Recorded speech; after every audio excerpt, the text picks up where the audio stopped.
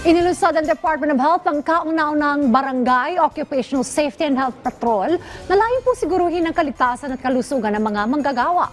May report si Bien Manalo.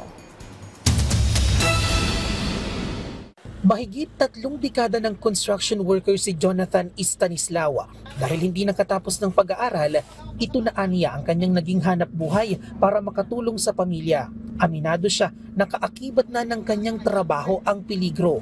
May pagkakataon pa nga na nahulog siya habang gumagawa. Buti na lang daw at bali lang sa bandang paa ang kanyang tinamo. Lahat naman aksidente. Kahit naman sino nangyayari yun. Walang hindi construction boy nangyayari sa ganun. Lahat. Kasama yun sa trabaho. Kahit naman sino yung nangyayari yun. Wala namang siyempre construction yan, delikado, umakit ka sa taas. Mahalaga rin para kay Jonathan na may magandang relasyon ang mga gaya niyang manggagawa sa mga employer para masiguro ang kanilang kapakanan. Kami naman sa nag-employer ko mababait naman. Hindi ka naman pababayaan. Para maprotektahan kami, pag may nangyari din, siyempre. Dahil sa pagtaas ng bilang ng mga naitatalang pinsala at aksidente sa mga lugar paggawa, inilunsad ng Department of Labor and Employment o DOLE Region 7 ang Barangay Occupational Safety and Health Patrol na kauna-unahan sa buong Pilipinas. Sa tala kasi ng DOLE Region 7, umabot na sa mahigit 40 ang naiulat na aksidente sa mga lugar paggawa sa kalahati pa lang yan ng taon. Karamihan sa mga ito ay mula sa maliliit na construction site sa mga barangay.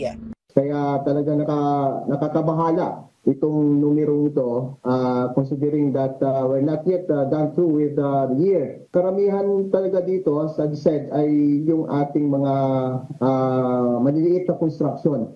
Ang mga Barangay Occupational Safety and Health Patrol ang tututok sa mga lugar paggawa sa mga barangay para masiguro ang kaligtasan at kalusugan ng mga manggagawa. Nagsasagawa ng libreng pagsasanay ang DOLE sa mga barangay health workers, barangay tanod at iba pang barangay personnel na silang bumubuo sa barangay OSH Patrol. Sabi ng DOLE, nasa 50 barangay personnel ang nakiisa sa training mula sa 10 barangay sa Central Visayas. Tinitingnan namin, sinusundan namin kung paano itong programang ito ma-sustain. And of course, we want this program institutionalized in the barangay level. Yung kaligtasan sa trabaho ay isa sa ating pangunahing pakay at tungkulin sa Department of Labor and Employment. Nakikipag-ugnayan na rin ng DOLE sa Department of the Interior and Local Government o DILG para mapalakas at mapalawig pa. Bien Manalo para sa Pambansang TV sa Bagong Pilipinas.